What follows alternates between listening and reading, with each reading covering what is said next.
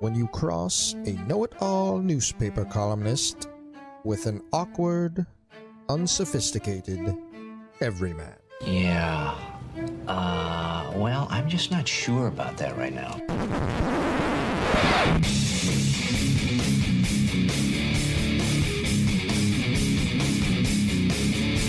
Welcome to Couch and The Rube. Welcome to Couch and The Rube, presented by Skymint Premium Cannabis, helping people feel better, do better, and just be better every day of their lives. Also, our Friday show, presented by our friends Mark and Jay at North Coast Wealth Management. These guys are strategic wealth managers, and they are fiduciaries for their clients. That means the client's interest always comes first. They aren't going to try and get you into some product or investment trend. Instead, they're going to assess your specific situation. Like if this was Jason, they'd say, the $40,000, don't put it in a duffel bag. Instead, invest it in something. Don't carry it around in your Jeep. Instead, maybe a bank account. They're going to help you invest wisely based on your goals and needs. You can find them online at northcoastwm.com and give them a call at 248-626-2000.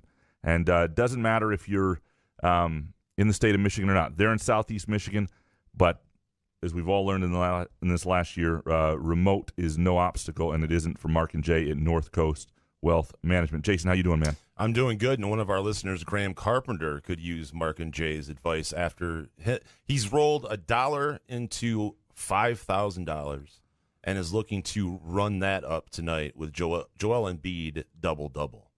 It worked last time. He's giving me every step of the way of how this is happening, so it's not a lie, and it's insanity. So he had Joel Embiid double-double. No, he had Kevin Durant last night for 3,000. Kevin Durant double-double. And did he get it? He did. And then Durant had whatever in 11 assists. But 2 games ago, he went with Joel Embiid, and Joel had that by the first half. First half, yes. So what are the odds? What's he getting? What's the juice on this? The juice is tonight minus 375. So he's going to put up $5,127 to win $6,494. Well, no, to win like 1,000 some, but it comes back in your account at 6,000. Absolutely. Right. So he wins 1,000. Yeah. So he wins a little more than 1,000. More than 1,000. Still. 1,500. Yeah. Until that, but look, he's. I just love this guy. Whoever's teetering closer and closer to 2009 Graham.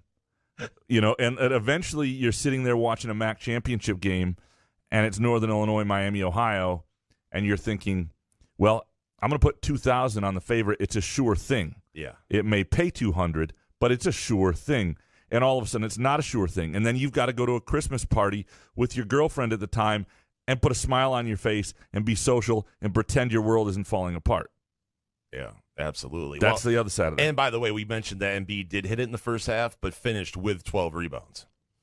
So he had 10 rebounds in the first half, but only 2 after. So it's still a shaky bet. I don't know. My palm's sweating. It's not even my money. I think I would break $2,000 off and maybe do this bet.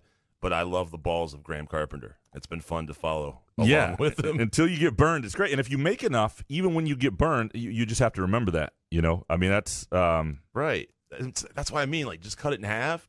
Put $2,000 in your bank account. Yeah, he likes to roll it up, as we say. Rolling it up is when it kills you. Because I would say after all those times I did that sort of thing, where it's bet 1,000 or something to win 100 back in the day, I still wound up overall. It's just that last one that burned me made me stop doing that because it took most of the winnings I'd ever gotten out of it, and it was the worst feeling in the world. That's what my question is for Graham Carpenter is, what's the end game? Are you trying to get to $10,000? Because rolling it up, like you said, you're just going to go until you lose. I don't know.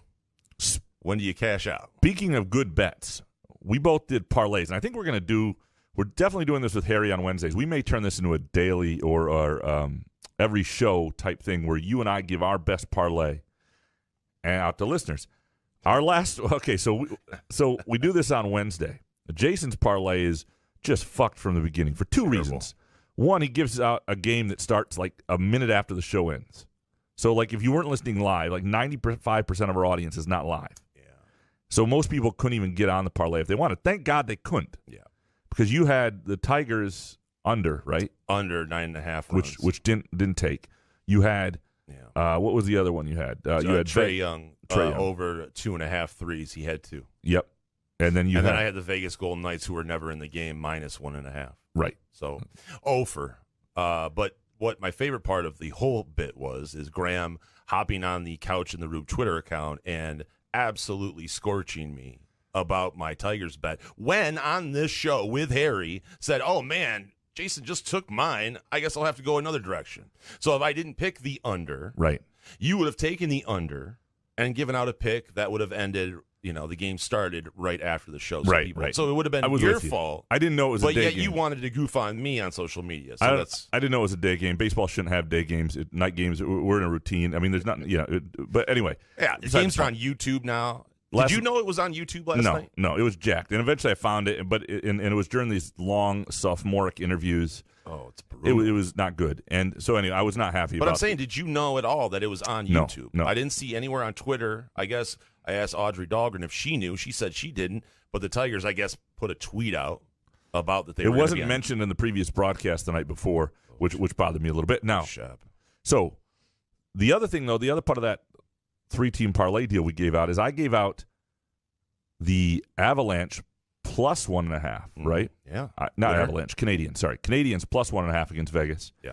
I gave out the Hawks money line against Philly. See, that's what grinded my gears too. Is you claiming that 26-point comeback, and then I lose the parlay because the Jazz have too many white guys and can't defend. And Paul George playoff P actually comes through for once in his life. Total issue. Now I did jump on.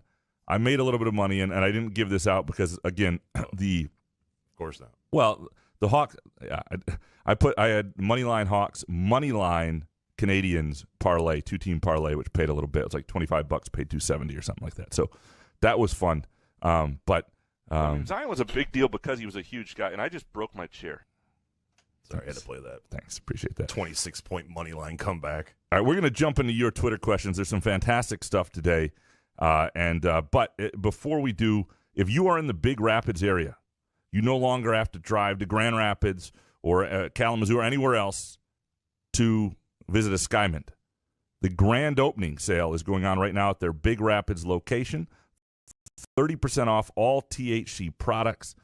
Just some great deals. They've got merchandise there. This is from June 17th.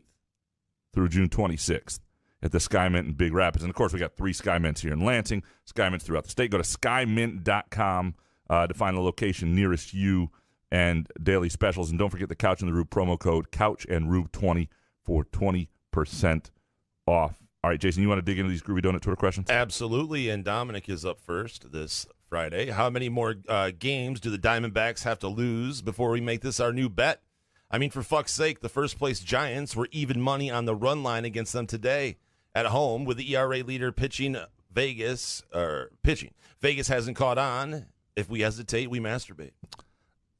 I'm all into this. The other day I looked in and they were ahead. Maybe they did lose. They were ahead at one point, like 4-2 or something. And maybe I'm good with this. Usually when we jump on, that's the kiss of death. I'm just gonna say that. If we jump on 23, 25 games into a losing streak, there's no doubt the winning streak is to follow.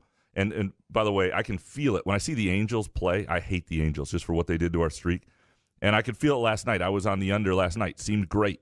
And then, of course, shit went wrong, right? It had to go wrong late in that game. It was like 9 was the over-under. It was great the whole game until the very, very end. I know how that goes. So Dodgers at the Diamondbacks tonight. And in the money line, Dodgers must have Trevor Bauer's on the mound. I will say Dominic is correct because I did bet the Giants Diamondbacks on the 15th. I remember, and I thought I had Giants. What was it? Money line, and they were up 8-3 in the second inning. The Diamondbacks didn't even look at it, and then the Giants ended up coming back. All right, money line tonight. I don't know who C. Smith is for the Diamondbacks, but that's the pitcher tonight. Chuck, is he good? Oh, I don't know. Let me look. Yeah. Just play our intro music.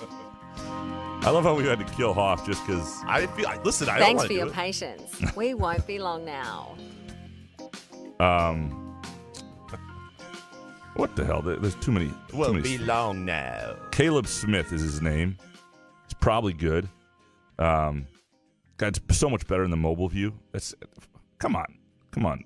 If you go Major League Baseball has like the probables, and they give you like a rundown of the pitcher. Yeah, I can't read that here, but he's got a 5.4 ERA. Why is this so? Okay, this is a great deal. Dodgers minus 195 on the money line. I think that's the play tonight. All right, I'm in. I'm in if you're in. I'm in. I'm in. We'll jump in. Dodgers minus 95. Dominic, your reputation is at stake. Well, the Diamondbacks are ass. Treese. Oh, God. Up next. Do you think it's creepy or flattering when people like your posts from a year plus ago? I think it's flattering. I would think it was flattering for me. If I was an attractive person, I would think it was creepy.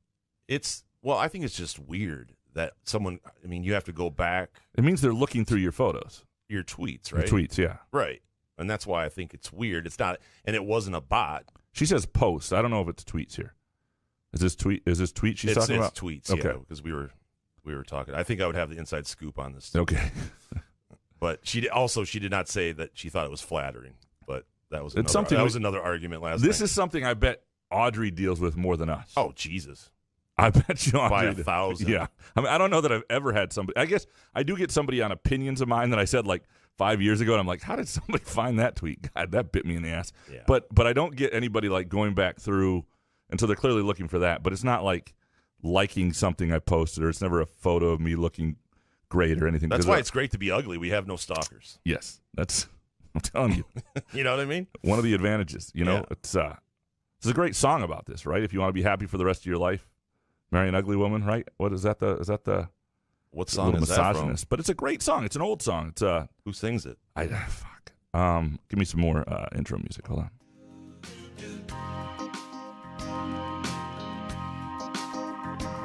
Thanks for your patience. We won't be long now.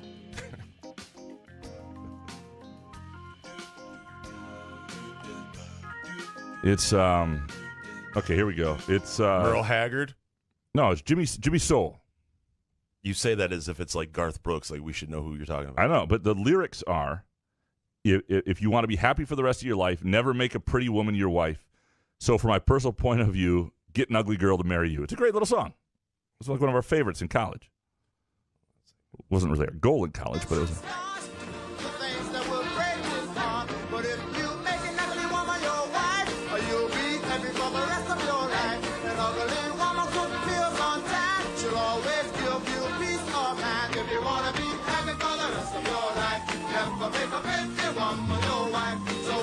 See? Great song. I'm surprised this isn't canceled. This woke ass shit we have now. So Audrey just texted me as she's leaving this. She says, yes, just the other day I had someone like all of my pictures on Instagram starting from like 2015. Dude. That's not great, it's guys. Another Come level. on, guys. It's next level. She showed me something else. I'm not going to explain, but it was fascinating what someone did. Okay, you have to stop there. I can't really. Let's say someone took a screen grab of every single one of her sportscasts. Oh, for the past year. Wow. Yeah. Okay. Yeah. Let's see, Kevin up next. Is Treese going to have? So what's the answer? It's flattering. Flattering for us, not if you're.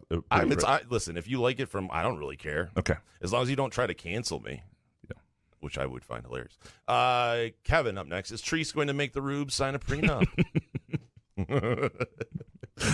She hasn't yet. I love that question. It's a valid question. Yeah. Yeah. I Need love to it. talk to Mark and Jay. Although my baseball collection is worth a lot of money. I'll have to. Yeah. I will get something out of the deal. I don't think that's Mark and Jay's specialty, but I bet they're smart guys. And They would give probably advice. Yeah. Jeffrey Daly up next. What uniforms do MSU wear for the Northwestern game? Regular, first game of the season, lots of possibilities. Neon. No. I think you want to go classic, late 80s, big green tops, white pants, giant stripe down the side, towels hanging out of the front, shoulder rollers. Nice big shoulder roller with the old state script on it. Yep.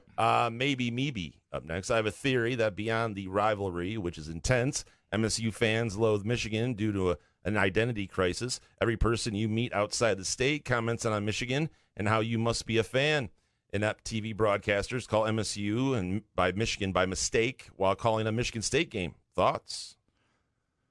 Well, I don't know if it's an identity crisis. But I do think there is an inferiority crisis. that is deep-rooted and somewhat justified. I mean, Michigan tried to keep MSU out of the Big Ten. Like, it goes back a long, long way.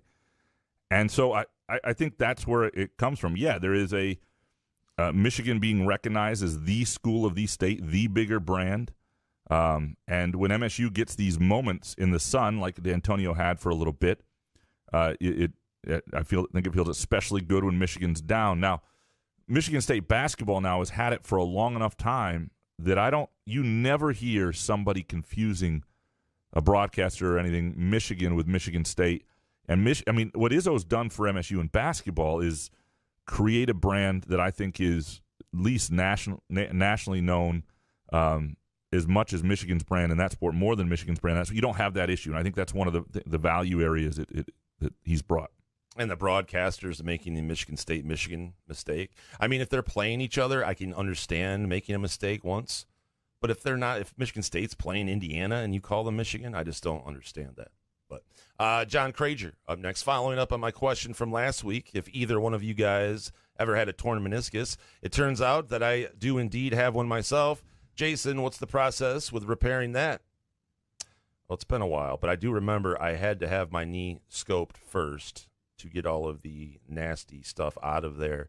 And then I think I had to wait a little while before I had a partial knee replacement. I'm not saying that's what's going to happen to you, but sometimes it's bone on bone. It depends on how much they take out. So the recovery time on the partial knee replacement was kind of tough, John. I will tell you that. I'm not going to lie to you. But the meniscus stuff, you're back walking the day of, pretty much. Next one from John Graham, the best place to eat in Bloomington and Lafayette, Indiana. I see MSU is traveling to both this year, trying to cross a couple more Big Ten stadiums off my list. I'm at 6. So a couple things. Keep in mind, most of my dining and eating and drinking is late night stuff in these places. However, Bloomington I love. So there's a place called, it's like 7 Irish Brothers or 9 Irish Sisters or something along those lines. It's a good pub in West Lafayette or Lafayette. There are 2 of them. There's one that's better than the other, and I want to say that's the one in West Lafayette. And so I like that place. Otherwise, I don't have my culinary experience in Purdue is not that great. Bloomington, I usually spend a little more time, a little farther trip. Sometimes it's multiple nights. There's the Mother Bear's Pizza is great. Late night place, there's a place called Nick's. It's kind of fun. Upstairs there's a gaming play if you're like 27 called Sink the Bismarck or younger.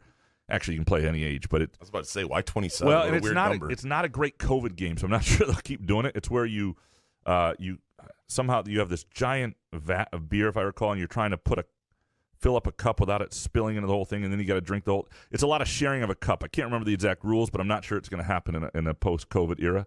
It seems a little. Yeah, there's the Irish Lions. There's God, I want to say what's another. There are a lot of great places in Bloomington. Not as much in West Lafayette. Next one from John. What's a good height to mow your lawn at? 3 inches, 2, or 3 1/4, or who cares? So I got a story about this. It's not great. It's better than the oatmeal story. It has to be Elizabeth, right? She likes mowing the lawn. No, I'm the one who always mows it. That was like a 1 or 2 time thing that we did way back when. But so I mow the lawn every week to a pretty decent length, and we tried to get our lawn back after that tree fell in the back last year and really damaged it. Anyway, I was messing with a weed whacker, and I accidentally cut a little part of the grass really, really low last week out front. Just not a long stretch. And these people that come to like fertilize our lawn left a note saying we should keep our grass longer. I think they were just looking at that. They're saying you should always cut it longer. It's better for the grass, 3 inches or more.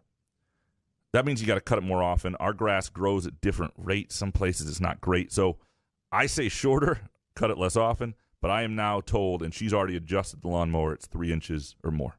What about guys that care too much about their lawn and take pictures of it and post it on social media? I'm okay with it. Depends what you have. Well, posting but pictures. It looks like a lawn. Like I understand you have like a zero turn and you're doing different blades and okay. I wanted to. If it makes you happy, it's cool. But I don't know. If your life isn't great, like if this is your hour to get out of the house, 2 hours with a podcast in your ears and be alone, I get getting into your lawn. Like, I get doing more things. But you're just into the part where you're on the tractor and not having to listen to anybody. I'm talking about guys that shape their lawn and if you're cut a different side. Yeah, again, if it makes you happy, it's fine. It's just bragging about it. My story was barely a story we're telling, but still a story we're telling, presented by our friends at Midtown Brewing Company, 402 South Washington Avenue. Remember, brunch on Saturdays and Sunday at Midtown. They've updated their brunch menu, expanded it. Some really good stuff on there. Go to Midtown Brewing Company on Facebook to check that out. Mimosa flights as well. Starts I think it's available all Saturdays, because I was there Saturday afternoon, and they had it available a couple weeks ago. And also Mondays, 20% off your tab. If you want to start your week right, do it at Midtown Brewing Company. Okay, wait a minute. So that story was about you cutting the lawn. Mm-hmm. Man, I tell you what, it's debatable. I might have to go back and listen to that later on today. It might be worse than the oatmeal story. I think it was. I didn't know you were in a story. To be honest, I forgot about it. I didn't lose confidence in this one. Someone sprayed your lawn after you cut it too short, and then you both giggled. Right. Woo! Contender Ken Chu up next. What are the chances this 12-team playoff expansion happens? I think 95% or more. I think it's going to happen. But doesn't it blow your mind that we're here? We're 95% sure a 12-team playoff when we are barely thinking an 8-team playoff would ever happen in the next 5. Well, a couple years. things. The people, there are people. It'll never happen. When we want it. I mean, the logic had to prevail. At a certain point, it was not only in your obituary, not only the lead of your obituary, it was your entire tombstone if you were against the playoff. Like at a certain point, you're just a fuck up, right? And then the other thing, I remember Luana K. Simon years ago being very much against it at Michigan State and saying it would never happen. And I remember thinking, you're almost 70. Like, your age group is not going to be in control of this stuff much longer. And sure enough, she wasn't even around much longer. But eventually, people who cared were going to, people who thought differently, I should say, were going to take control. And now what's happened is a pandemic, so more people need money, and it was always all about money. And so what's really ridiculous is all the people made all the claims on why we couldn't go to 8 or couldn't go to 12. Yeah, but I don't hear from them now. Right. I feel like we just woke up and a 12-team playoff it is. Their voices are either drowned out, they're no longer in the picture, or they've seen the finances. Sweet. Jimmy up next. Just curious, will the 12-team college football playoffs be a straight bracket play, similar to the NCAA basketball tournament, or will they reseed after the first weekend so the number 1 seed will play the lowest seed remaining like they do in the NFL? Also, which is the right way? I don't think this has been decided. What I think is going to be, my understanding, though, is early things is straight bracket. And, I understand why the reseeding would have some. And I guess how much time you have between games would matter in terms of reseeding a little bit. But I think my guess is it's going to be a straight bracket. Based on what I think I like the straight bracket over the reseeding and giving the best team the next worst team. Yeah, right. I'm first. Brackets are fun, and college sports do brackets well. By the way, do you hear somebody sawing? There's somebody sawzalling underneath me. Yeah, it sounds like I'm constantly farting. So if you guys hear that, I'm not. I think I'd be laughing my ass off if I were. Spartan 18770 up next. If D'Antonio had beaten Ohio State in 2017 and went to another Big Ten championship that year, how would it have changed D'Antonio's storyline?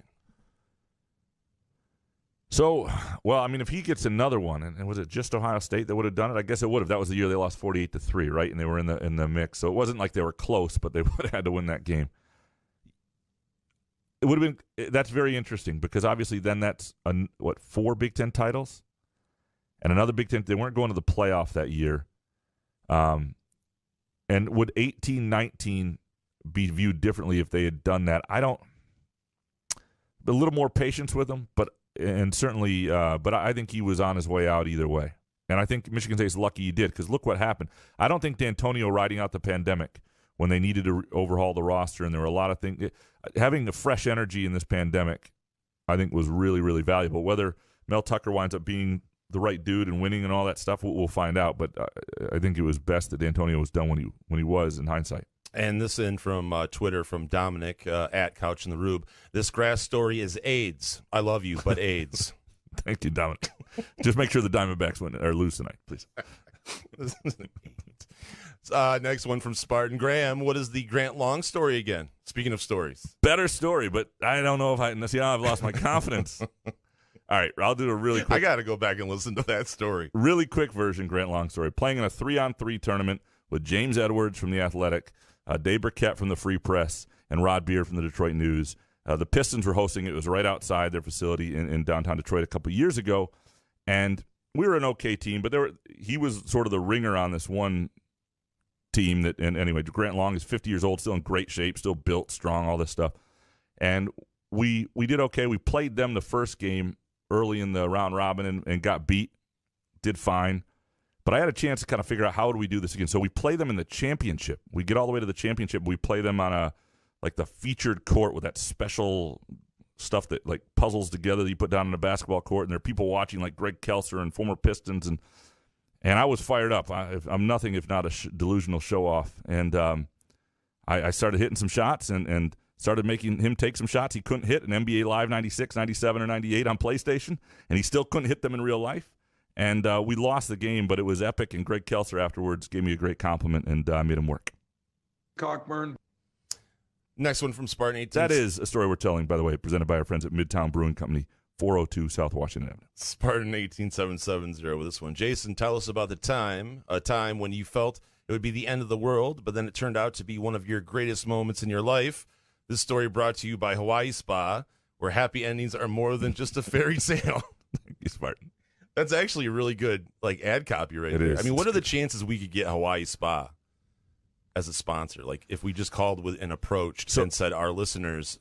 Here's my only issue. Like, I think these are run by Asians, right? Who don't. Right? Well, if you want to get racial, I mean, Jesus. No, again, I don't know that these I are. don't know. It could be anybody. So I'm just saying, I don't know that they would understand what we do and what we're looking to do. Wow. Not because. Okay, I need to start this over. We fix this in post. Let's take two on this one. This is not woke couch at all. Let me give you the woke couch version of this. We try, but they're Asian. No. But a year ago, when I was doing all these updates on restaurants early in the pandemic, how they were surviving and sort of their plight and everything, I was looking to call all these places in our area that we knew were still serving takeout, like the ones that were still open. There were like 60 of them, more than that actually. And the ones that I tried when I got to the places, the Thai restaurants, the Chinese restaurants, the language barrier was too much. Like, they don't want to share their financial in particulars. Are they getting a PPP loan? How things are going? Like, they just want to know, do you want chicken fried rice, right? And what do you want? And I remember I was someplace in East Lansing, sort of getting somewhere, and I realized right then, just you can't do the Asian restaurants because the language barrier is too much, and they're not going to give you the information you need to explain to people what's going on there.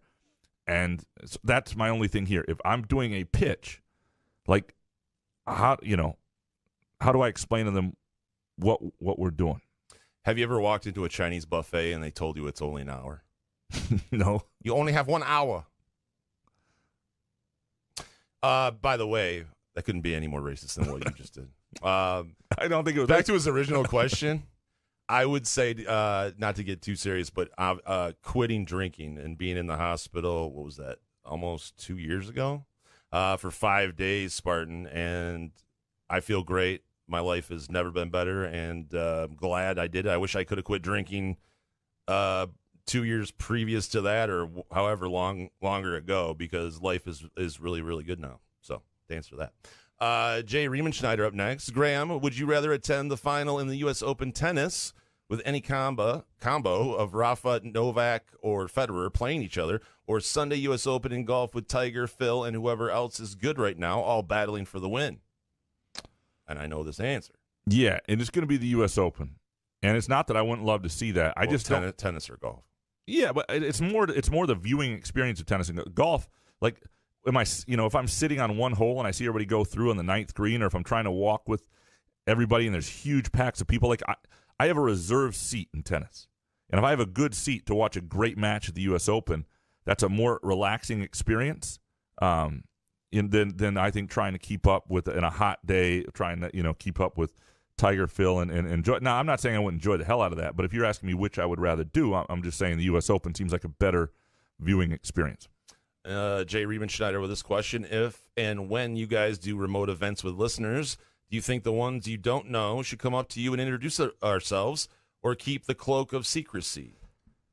Well, there are two levels of this. One, if you are somebody who has if you're one of the, Graham Stouts. Or if we owe you a prize. Or something like that. Yeah, don't come up to us. But those people, maybe I like the cloak of secrecy.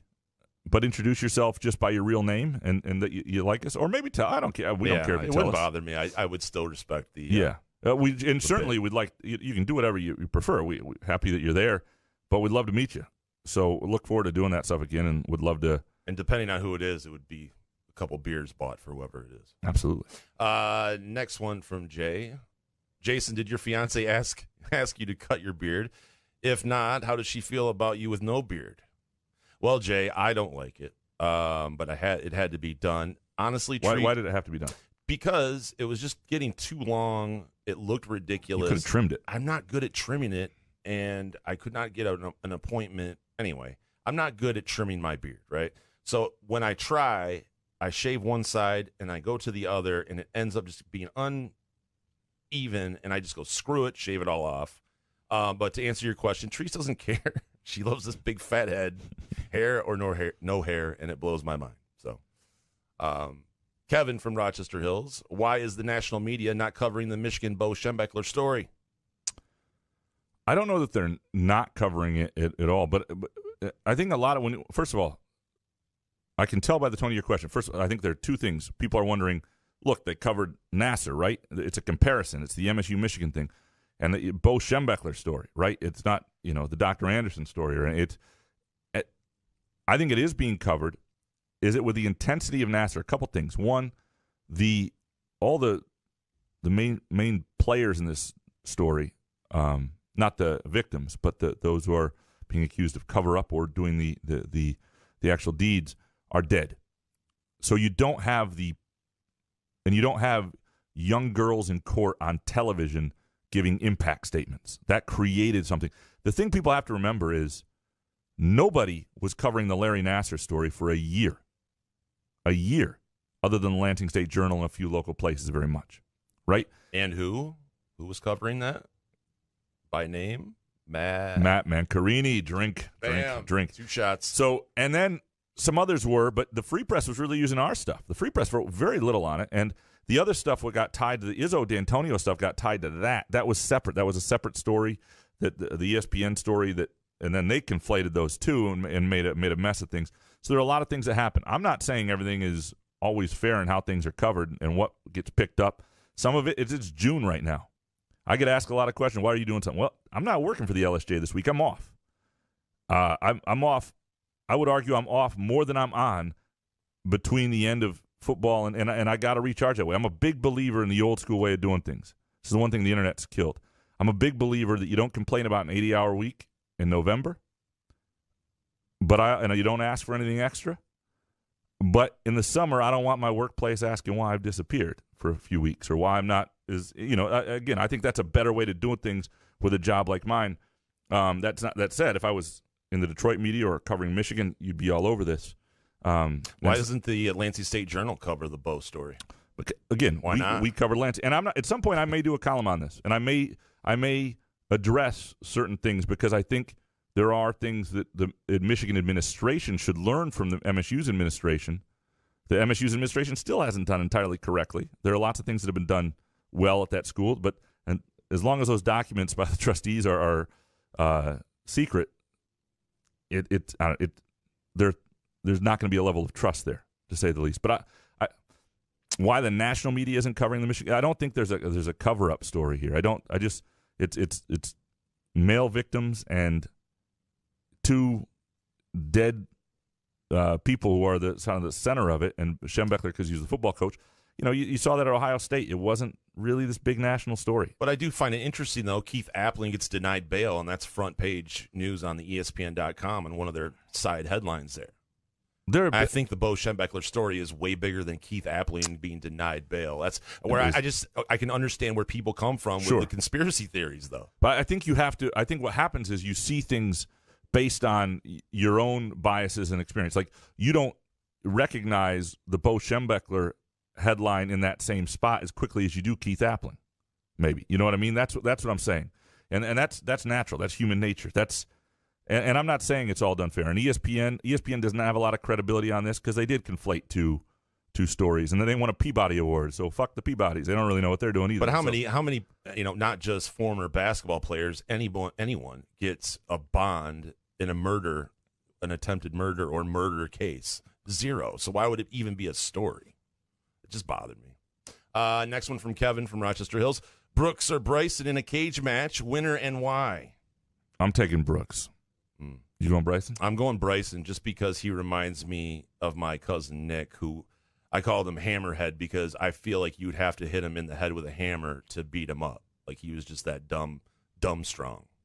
Dumb strong is dangerous. I like Brooks better than Bryson, Yeah. but I think in a cage match, Bryson just absolutely hits him with like a couple headbutts, and you'd have to absolutely hammer Bryson in the head. Well said. What do you think that sound is? It sounds like a Sawzall. 3/4 inch, DeWalt. Yeah. If you can do that sort of thing, do it after hours. That's all my thing. You know. They're not expecting this. I don't know. Who knows? Yeah. Andrew Gauthier. If Jason says Treese can't get through 5 minutes and I have a hard time getting through the commercial, is Girls 5 Eva good? I love Tina Fey. 30 Rock is hilarious, but the jokes they put in the promo are rough. Can we get a non-couch opinion on this? And maybe Meebe responds with, I liked it, but apparently Graham and I were separated at birth when it comes to entertainment. Yeah, I think there is a decent chance that maybe Meebe and I are soulmates. But here's my issue with this. You guys gave it 5 minutes. They give it the promo. Like, I'm sorry. It's ass. You got to give it more than that. No, I'm just not going to. Someone else watch it and tell me if I'm wrong. Somebody watch it. Someone else, please. Girls 5 Eva, and if you make it through 5 minutes, please let me know. No, it's not 5 minutes. You got to watch 3 episodes. You watch 3 episodes. Report back. It's a short show. It's I like would never half hour. do that to anybody. Why It's would 3 you? episodes. I'm saying if you want me to respect your opinion on it, you got 3 episodes. You got to give me 3 episodes. You don't have to respect the opinion. I'm just saying. I just thought it was ass. I'm 5 minutes. Yeah, I met you for 5 minutes, and it's. I thought you were ass, but I gave you more time, and now look, we have a good bond. We do have a good bond. I just don't want to be compared to Girls 5 ever again. Get that? Heward said it's not coming over the air. The whatever noise. That's good. Stop talking about it. Next one from Andrew. Is it odd to you that the sports world went from KD can't carry the team to he's the greatest player ever after one game? Wasn't he always that good, or am I missing something here?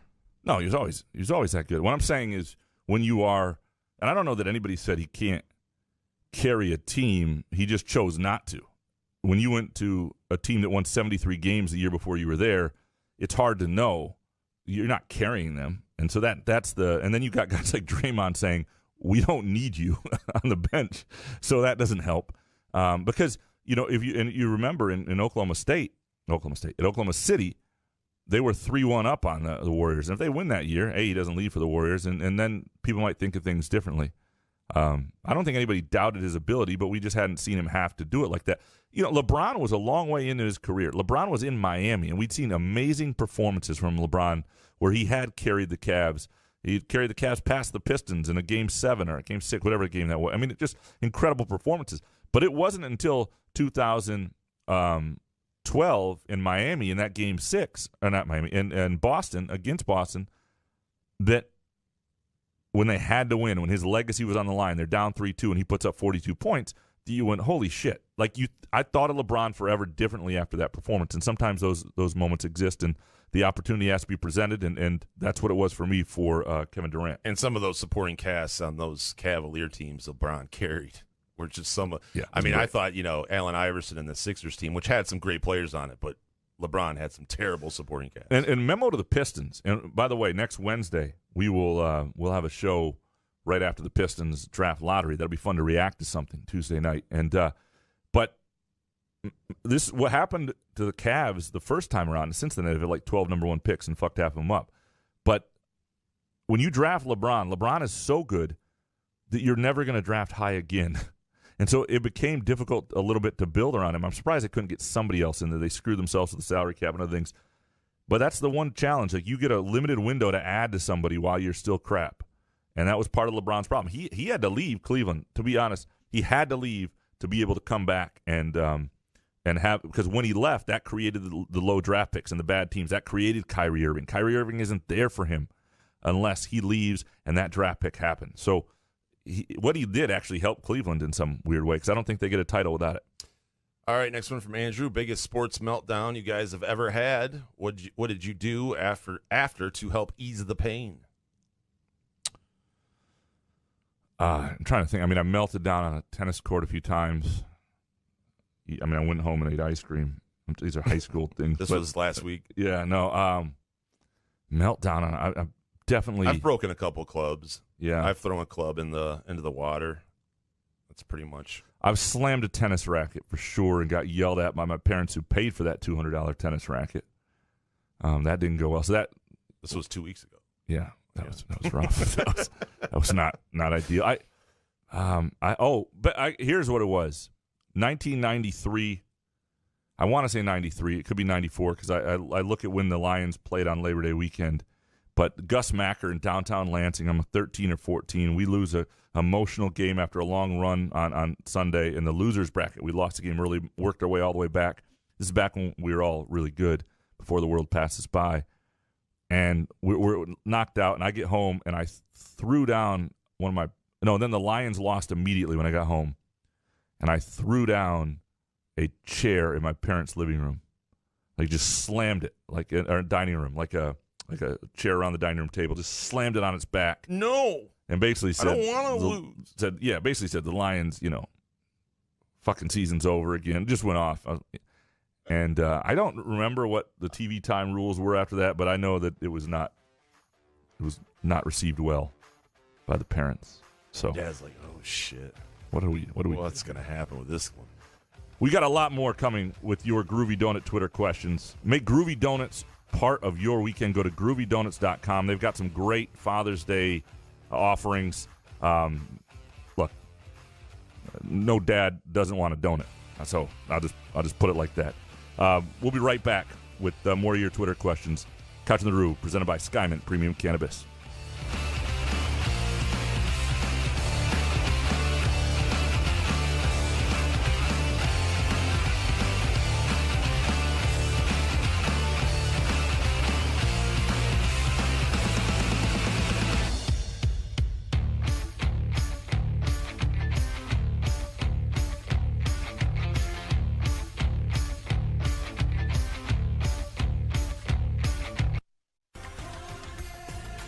This is Mary Stucco with Education Unfiltered. Education is so important, and it doesn't mean you have to have a bachelor's degree or a master's degree or a PhD. It's really about what is best for you and what you need to take, whether it's a certificate or studying something in the trades or you need an associate's degree to further develop yourself. There's a great opening for people at all ages and at all stages of life who are looking to go back into education and redevelop themselves. Check out my latest podcast with Central Michigan University's Actuarial Science Program. Like and subscribe to Spotlight Podcasts on our YouTube and Facebook pages and watch all my episodes, or you can listen in on your favorite podcast platforms, including Apple Podcasts, Spotify, and Google Play by simply searching Education Unfiltered. This is Mary Stucco. See you soon with more conversation on Education Unfiltered. When it's your moment, that once-in-a-lifetime moment, you don't just want jewelry. You can get that anywhere. You want a memory that will go down in history, your moment. We're Medawar, crafted with exquisite style, quality, and love. So your present will be stunning every time you look at it, every time someone notices it, and they will notice. We've devoted our lives to this art, and we're proud to share it with you. The gift you want to give is here. Medawar Jewelers in Lansing, Okemos, Jackson, Portage, and Brighton. Live across the Great Lakes State, you're connected to Michigan's most engaging and influential radio and television program, Michigan's Big Show, starring Michael Patrick Shields. Great to be with you, Michael Patrick. You're the show I would want to be on. Forget those other ones. Michael Patrick, it's always a pleasure to be on the air with the King of the Airwaves. Thanks for having me on again. That's a very good question. Those are all great questions. Good morning. Thank you. Michigan's Michael Patrick Shields.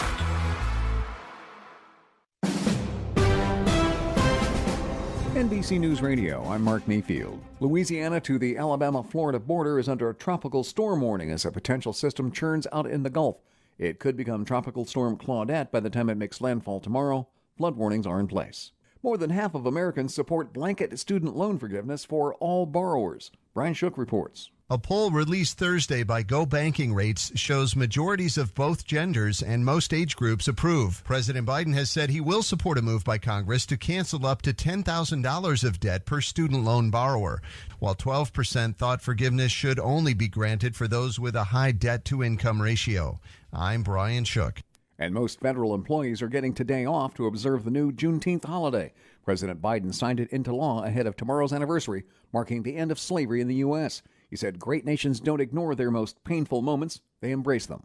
Mark Mayfield, NBC News Radio. Michael Patrick Shields here with Matt Rhodes at Dusty's Cellar. 2020's gone. There's some things I won't miss, but there sure are some things here I want to hold on to. Yeah, as unusual as 2020 was, there'll be one constant for 2021, and that our 6 for 60 wine club is going strong and will continue to do so for the upcoming year. I know you added some options, the Pinot Grigio, the Rosé, Parducci, and all the reds and whites and mixed. Going to do the same this year? Absolutely. We'll carry on with all the variations of the club we offered this past year, and we'll be looking for more creative new club ideas as the year goes on. I do like those top shelf, top 100 selections. You have over 100 wines offered at $15 or less, but they're all highly rated by a wine publication. Will you keep that up? Absolutely. 100 wines, red, white, rosé, dry, sweet, whatever your taste. We'll have a wine for you at $15 or less, a highly rated wine, a great value. Cheers, and you can join me in the Dusty's Cellar 6 for 60 Wine Club. Just pop on dustycellar.com and have a look, or go on into the store on Grand River in Okemos, just a little east of the Meridian Mall. Cheers, Michael.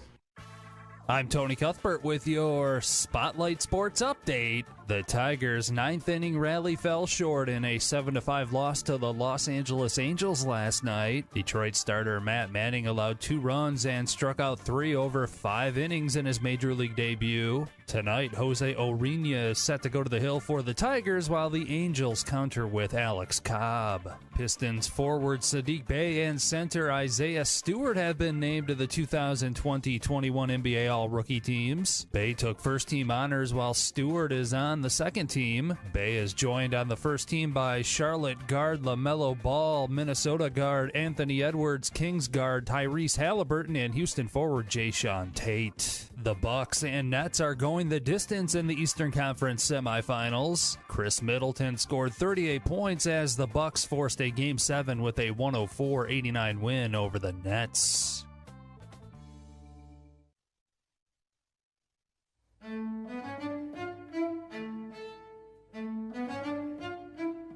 What do you get when you cross a know-it-all newspaper columnist with an awkward, unsophisticated everyman?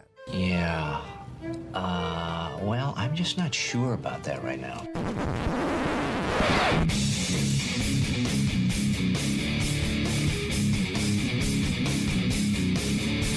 Welcome to Couch and The Rube. Time for Hour 2 of Couch and The Rube, presented by Skymint Premium Cannabis, inspiring people to do better, feel better, and be better every damn day of their lives. I'm telling you, this place is the type of place you can take your mom. That's the best thing I can say. Like, I would be comfortable taking my mom to a Skymint, and all this week they've got deals for educators and students. If you're getting out of the school year and you're stressed and you just need to chill, go to Skymint. They'll hook you up. Tell them what you need. Tell them what you're looking for. They'll walk you through it. Let Skymint guide you on your cannabis journey. Also, our Friday show presented by our friends Mark and Jay from North Coast Wealth Management. And we're going to talk more about them in a little bit. But these are guys I've gotten to know a little bit, and guys that you can trust. Like that, they're that kind of guys. They're trustworthy guys who can guide you through your financial journey. And as we talked about before, Jason could have, if he'd met them 12 years ago, he wouldn't need the prenup he wouldn't be scared of the prenup from Therese. Absolutely not. I just carry a bag of cash with me wherever I go. You ready to dig back into these Groovy Donut Twitter questions? Yep. Andrew, go to you with this one. Who are you picking to win the Euros? Don't Graham Stout this. Let's get an actual pick. I like Belgium. Belgium's my play. I'm going Belgium. And that's good enough. Yeah. Andrew with this question. Graham, can we make the goalkeeping challenge happen? It's been 2 years since you proposed it. Maybe by 2035, the Lansing United women's squad will be kicking PKs. That's penalty kicks for you people that don't know soccer.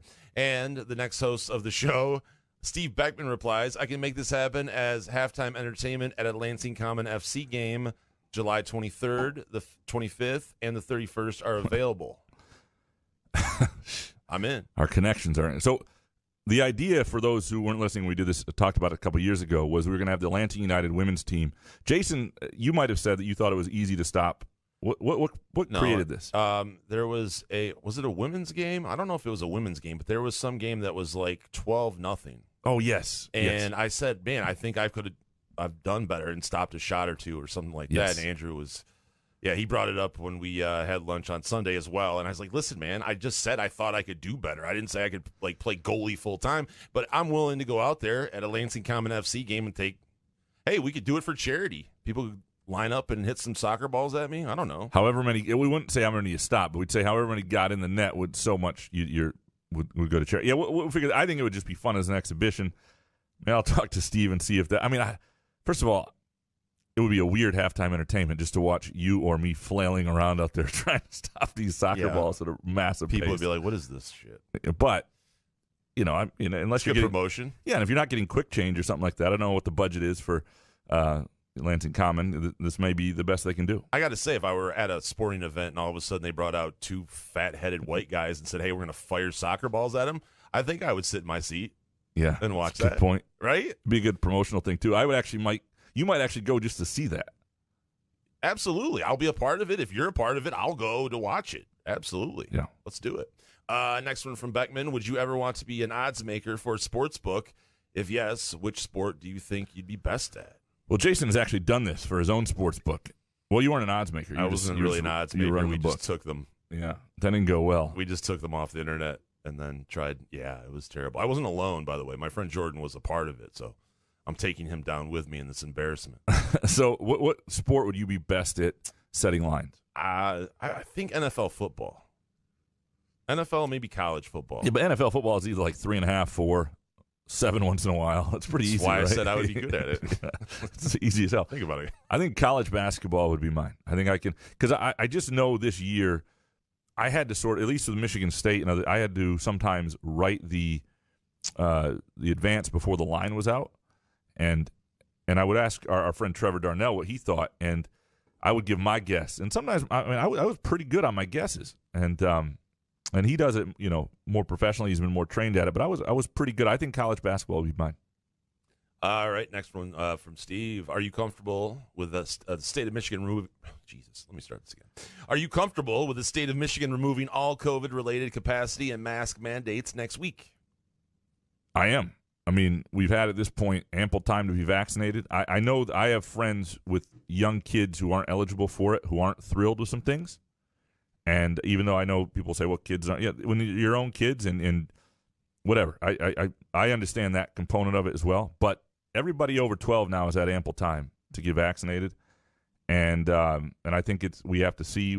We'll see what happens. We'll see if anything goes wrong, and I'm hoping not. But yeah, I mean, at this point, the numbers are low, which is great, and and if you don't, I mean, for some people, I know a lot of people who aren't going to be comfortable in massive crowds still, and behaviors might be a little different. That's fine too. Let it be up to the individual, because now that we've had the opportunity to be vaccinated, doesn't mean I don't have a little resentment for people who are leaning on those who've been vaccinated to make it all good for the rest of everybody. But now that they're giving away stuff to get vaccinated, can I get vaccinated again just to get some free shit? Booster shot early? Yeah. You should show up in line. This is my first. Well, I heard they were giving out like free joints at some place. I'm like, hey, can I go get vaccinated again? They should have partnered with Skymint. A joint and a reason to take a 9-hour nap. Perfect.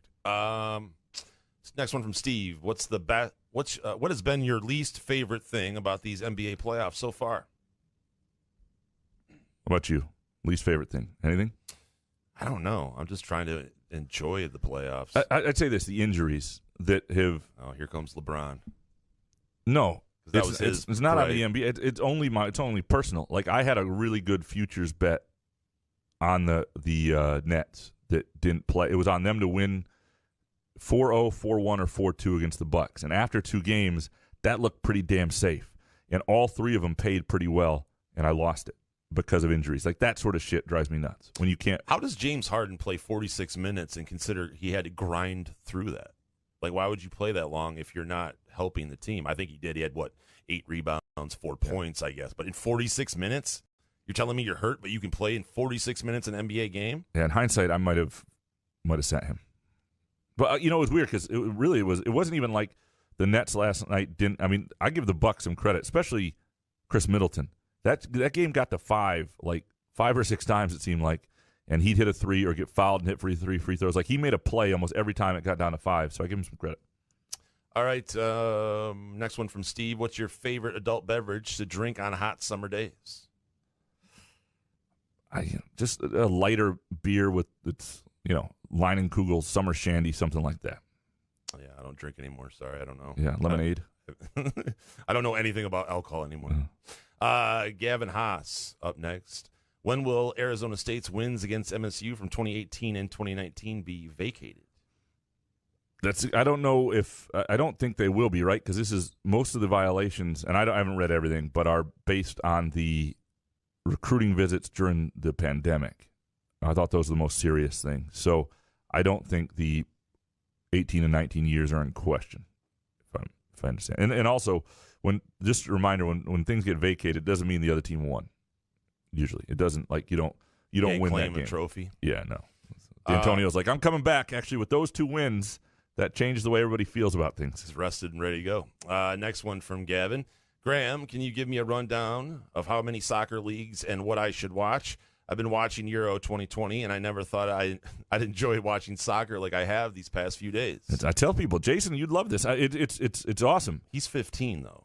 Well, this is the time to get into it. I'm past that. The Premier League is probably the best. First of all, it's on in the mornings, doesn't interrupt football. It's a great thing. It's like you lost me there. Saturday morning cartoons. You wake up, you get the Premier League, you get English soccer at a very high level. That's what I like if I'm watching the club. I enjoy some MLS, especially the teams out west where they have packed crowds and cool games. But Premier League is the best, I think, to pay attention to. And you're still young enough to adopt a team and not because Gavin's 15, without by the way. Graham trying to cancel you. Right, without being a fraud. Like when 30-year-old men do it, it's a little, okay, do you really love them or are you just trying to love them? And I have no problem with you trying to love them. Why does it matter if you're 30, though? Because if you're just starting to watch, you have to pick a favorite team. I don't think the human brain can do that. That's my whole thing. But Gavin still is a forming brain, and he can pick a team. So if you're 30, you should just watch. Yes. Not have a favorite. Or gamble on it. Screw your rules. Next one from Gavin. I just passed my first segment of driver's training. I got a 69. Heh nice. Out of 80 on my test. What are both of your worst driving stories? Well, you had a very serious accident, right? I had a serious accident, but when I was Gavin's age, right after I got my driver's license, I told the story on the air before, but I actually hit 2 pedestrians after my buddy and I were playing some basketball. I was driving my father's Z71 Chevrolet truck, which was way too big for a 16-year-old to be driving, and I was taking a right at the light, and 2 women were walking that I did not see, nor did my friend. And I let the gas off the brakes, and all of a sudden I heard a thud. The car, I'm like, holy shit, it's like 2 women fly. Anyway, everybody stopped, got out of their cars. It was absolutely mayhem. And the cops let me go.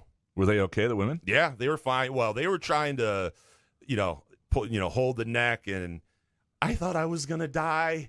I saw the car coming over me. They were trying to work it to a lawsuit, and then they realized it was a 16-year-old. So there's no money. Well, there might have been in my dad's insurance. I'm sure they would have gotten paid something. But and actually, my dad never found out about it. It was on my record, but I went home, and I was so scared to tell him about it. Understandably so. Right. And the cops never called, and all of a sudden it was on our insurance report, and he mentioned it. He goes, what was this from? I go, I don't know. It's supposed to be, one of those tickets I got that was a warning. So got out of it. I can't top that. I've never hit anybody, so I'm not gonna. That is a story we're telling, presented by our friends at Midtown Brewing Company. Remember Mondays at Midtown Brewing Company, 20% off your tab. Great time to check them out this weekend. Unbelievable brunch menu. Great place to watch a game. Just a great place to conversate. And the vibe there is terrific. Outdoors, they've got a covered patio area that keeps things a little cool, keeps the sun off you as well. Terrific beer selection. Midtown Brewing Company, 402 South Washington Avenue. Yeah, and to be honest, my driving career was almost over in 6 months. Yeah. I mean, if I would have caught 2 bodies at 16, I don't think my driver's license was done. I mean, I've done stupid things like racing away from toilet papering a house when a car came out of the driveway really fast with the lights off at like 80 miles an hour in a neighborhood and things like that. But I've never been unlucky. I've been hit by a car, but I've never hit anybody. How'd you get hit by a car? Freshman year of high school, and I was a bit of a klutz. I'm walking. People are leaving Lansing Sexton to go to lunch. It's an open campus, right? Mm-hmm. And I was going to ride my bike home, and I'm walking with a group of people. And you know how you like stand over your bike and walk it as we're walking across, just because they're at a walking pace. And all of a sudden, like everybody clears out because we're dumbass 14-year-olds. Nobody's looking at the fact that there's a traffic light that's changed, and none of us notice. Everybody clears out, and I'm standing, and a car comes right through, and I went up on the books everywhere. Went up on the windshield, and fell off, and I wasn't hurt. I was more just like hated being known as the kid who got hit by a car at 14 when you're trying to like. See, that's when you fake the injury, the neck. So what was worse is I may have told the story before, but I came back to school. I get home, I call my dad, and I tell him what happened. And he's just like, "Were you hurt?" I'm like, "No." He's like, "Well, go back to school, and if your mom and I think you should get checked out, we'll come get you." So I go back, and I'm sitting there in fifth hour jazz band, and Edmund Ede, fucking A, Edmund, like he looks at me and he goes, "Graham, didn't you just get hit by a car? What the hell are you doing here?" I'm like, "Nah, it's good, man. Just shh. Mr. Jones. Why were you embarrassed to be hit by a car? But he done it in front of the whole class because you're 14. You're embarrassed. Your books fly everywhere. You just look like this klutz. Graham's here. He just got hit by a car. So he makes a huge commotion. Of course, teacher has to take care of it. They send me down to the administrator's office or whatever. They call my parents. I have to go get looked at. It's just the whole deal, right? It sucked. Yeah. I thought it'd be kind of cool if you got hit by a car. I thought girls would dig it. I mean, as long as you don't shit your pants. Guy who hit me with a car was on. He was a senior that year. Later, won some doubles tournaments with in tennis. We became friends. Wow. Yeah. Call Tom Rinaldi for that story. Absolutely. Jeez. Good story. Yeah. Mike Haas. Hey, fellas, I just want your opinion on something.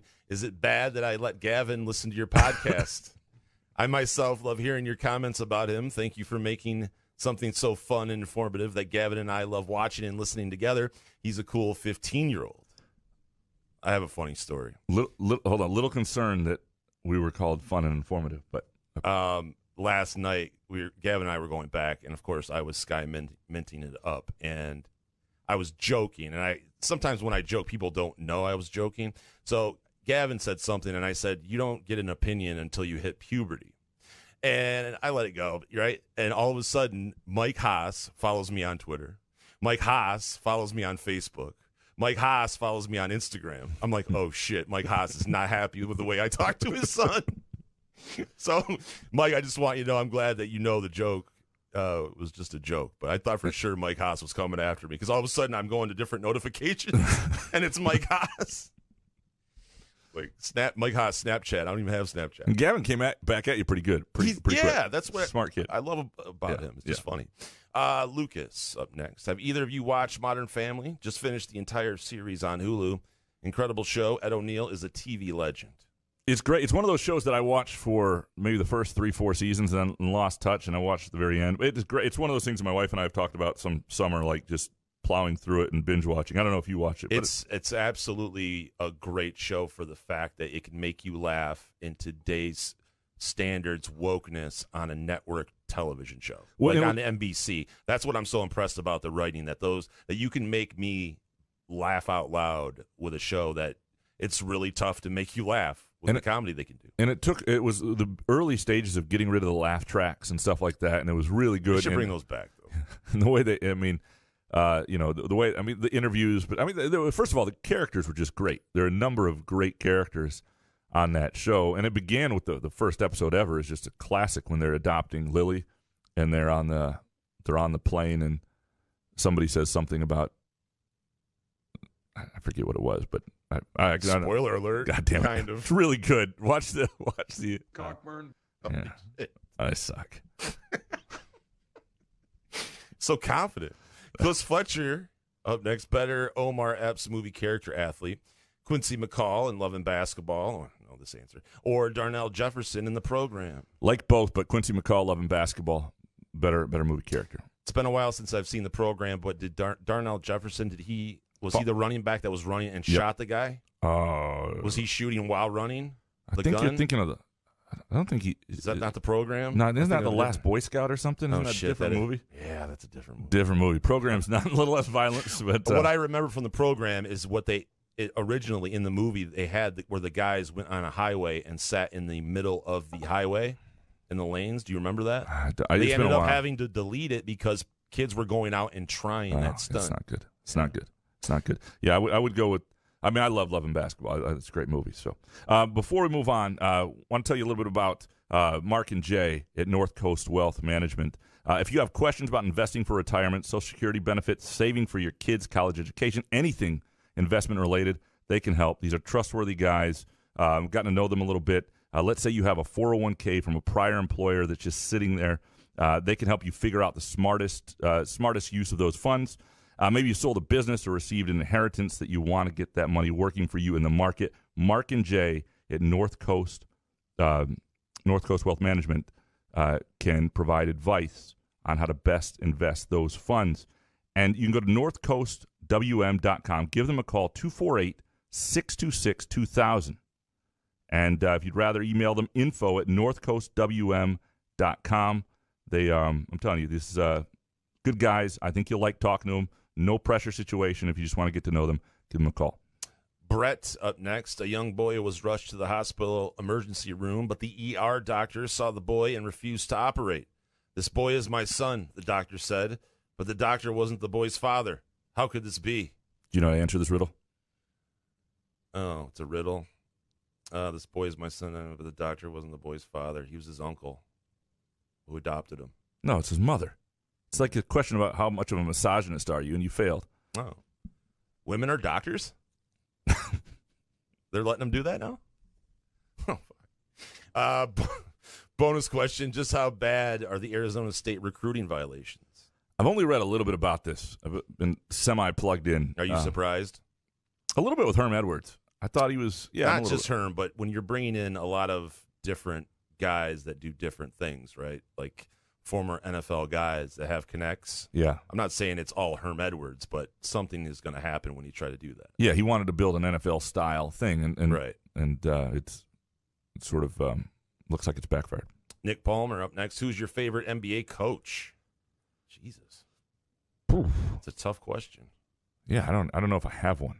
Like, is there a guy is there somebody you look at and go, that guy's just legit? Like, that guy's... That guy Spoelstra. Yeah. Utah. Quinn Snyder. Quinn Snyder seems legit. Yeah. I like Monty Williams' story. Monty Williams I think is a really good coach in Phoenix. He's gotten the most out of that, and I think he's somebody who adapts well to players, and I've heard the Chris Paul relationship with him has gotten a lot better as they've realized they had to make that work. And he also just has a heartbreaking story that he's come back. It's hard not to root for a guy who loses a big chunk of his family in an accident. Vanzi with 3 of these, I guess. Number 1, how good are the AAA hitters if Matt Manning had an ERA over 8 in Toledo? 2, is overly following college football recruiting a stage of the pandemic? And 3, do you have a Conrad's order? I've never eaten it. He's talking about East Lansing Conrad's. You ever eat there? I've never. Not done yet. Yeah. Appreciate you. He wanted to end it with. Oh, yeah, sorry. Yes. No, appreciate you too, Vancy. I have not eaten at Conrad's, no. How it is true. Like, I thought Matt Manning was going to get just creamed, but it's the Angels. You can't count on anything with the Angels. But I thought you took the under last night.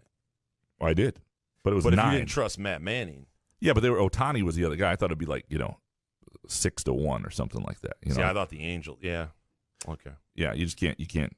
I thought Manning looked good. He did. A lot of people were saying that he was nervous, had no command of his fastball, and he threw a lot of fastballs. I think that's, you have to pitch a little more as you go on. But for a guy who's had like an 8 ERA, as you said, in Toledo, that was a pretty good start.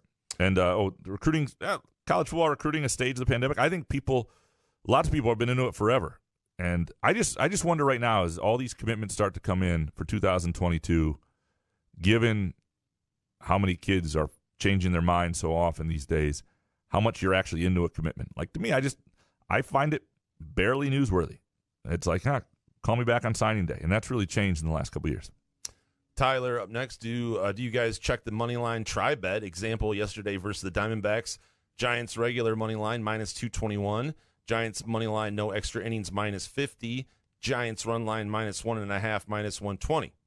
Could be a good play for big baseball favorites without having to lay 1.5. It's a good idea. I don't think it's offered on my certain books offer that more than others. Alternate lines? Yeah, it depends on.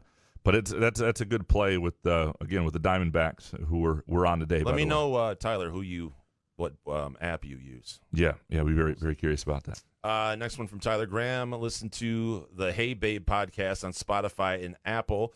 It's silly and fits your style of woke liberalism. It's done by two New York comedy guys. These guys are great comedic storytellers. Appreciate the recommendation because I gotta listen to this. I always looking for a good podcast, and I look for people who are good at storytelling because it helps me become better at because I suck. No stories about cutting grass or oatmeal, Graham. That's what they'd probably tell you. Next one from Tyler. Can the Phoenix Suns start playing again so I can win some fucking money? These other games are brutal. Hard to predict. The other games are really hard to predict right now. I don't like any of the lines going on right now. I don't know if you do, but I just have no clue what's going to happen. Bucks money line last night, but that didn't pay very well. No. Throw that in a parlay. But I don't like the next game. The next game is pretty much a pick 'em, and I have no idea which way it's going to go. I don't like that at all. I don't like Philly Atlanta. Philly's just blown it twice now. So how do you pick them? But I think they're probably the better team. It's the Jazz ought to win, you'd think, but it's a hard. But it's Philly lost it after blowing a 26-point lead though, at home. Yeah. Bo McJunkins, should Mel Tucker even bother with Detroit recruiting? Seems like recruit Dylan Tatum will still end up at Michigan, even though he's entertained the Spartans' recruitment. Seems like they'll never break through in Detroit, no matter how much of a cluster Michigan is. You have to battle in Detroit. You don't want to ever give up on a city because that becomes a reputation. And you may not win all the time. You may win some of the time, or they'll lose some top assistant coach, and you got to have those relationships there. Look, when Tom Izzo tried to get back in Chicago, it didn't work for a while. It was tough because he had been out of there since Shannon Brown in 2003, and that's as a city where you like Detroit, you got to have relationships. You got to have people that trust you. Even if you're winning, 20% of the recruiting battles there, that's worth it. And you want to be in the fight there. Bo McJunkins up next. How has Ward Manuel managed to not speak to the media with anything of significance? Jeff Jackson, and now one of the biggest scandals in college sports history, still don't know how Simpson's story wasn't a bigger deal. The Xavier Simpson story, right? Yeah. Well, a couple things. One, the Ward Manuel's, if this is talking about the Dr. Anderson, Bo Schembechler, all that stuff, he wasn't, unlike Mark Hollis, who was the athletic director overseeing the athletes who were being presently, had been presently abused by Larry Nassar. He had to speak. I mean, he was, he was somebody at the top who had to be, had to be held to account. And yet, Ward Manuel wasn't around then, right? He has nothing to do really with that story. And this is much more in the Regents' ear. Now, I'm not saying he shouldn't speak at some point and have an opinion and say the right things and all that stuff.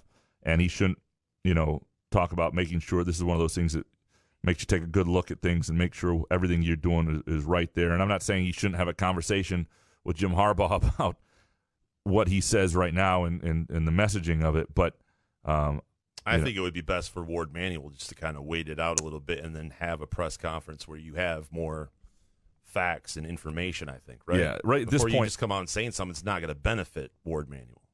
And again, this is stuff way before him. Very different than what happened at MSU. Just let Jim Brandstatter talk for everybody. That's working well. I love you, Brandy, but damn. Bo McJunkins with this one. In an Izzo office meeting with Izzo, Couch, Solari, and Charbonneau, who would be most likely to let a lifted cheek fart rip, and how would Izzo react? See, I would think it'd be Izzo. It'd be Solari. 1,000%. I mean, that's not because you don't even fart in front of your wife, so you're not just going to let one rip in Izzo's office. So this just came in. This is from Matt Charbonneau. No, he said he would. No, maybe.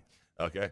This is on the questionable story we're telling last week. Remember, or the trophy milfs with the 30-year-olds, the 19-year-old, and all that stuff that Are we being canceled? No. Okay. She's just responding. No, Michelle's cool. here we go. On the questionable story we're telling last week, I don't think the storyteller was gifted in math. Trophy mills in their early 30s with a 19-year-old, so the mom had a kid at 12 and was wealthy? This doesn't smell right. The rest of it felt like an American Pie 4. It's been a while, but I thoroughly enjoyed number 2. There are moments. I don't know if she wants all this. I did mention though that the age that they were saying was kind of low. Yeah, because he was saying cougar in mid to late 30s. That's not cougarish. Yeah. So that was the part about that. I think the rest of it's just a message to us. So I'm not going to read it. But the no, it's good. But that's a good point from Michelle. Michelle is I use her as a guide on certain things. I think it's you have to in these woke times.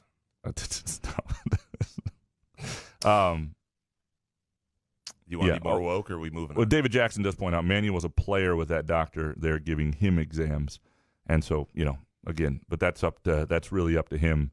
And are we having a live chat here? What's happening? Sorry. Jesus. Bo McJunkins, worst household chore. I say manual dishwashing by a country mile. I actually don't mind manual dishwashing. For 5 years, didn't have a dishwasher at my last house and got used to it. And in this day and age with podcasts, and the ability to use your phone and Skymint helps too. Use your phone and put it up on the windowsill over and watch a game while you're doing dishes. It's not. I don't find it as tedious as it used to be. I don't know about you. And you know what's been crazy is that Skymint actually motivates me to want to wash dishes. Does it really? Dishes, yeah. This should be part of their advertising. I'm telling you, I love when we get Hello Fresh and we cook a meal, right? I love kind of cleaning up and doing all that stuff, but it has to be Skymint related. It just gives me an extra boost. I would rather do manual dishwashing over folding clothes. I hate fucking socks with a passion. Yes. I literally clear socks out and then just buy 3 new packs because I'm sick of matching. I hate matching socks. I hate folding laundry. So I would definitely rather do dishes. Also, as you make Groovy Donuts part of your Father's Day weekend, a couple really cool offerings available today, Friday through Sunday, by pre-order only at groovydonuts.com.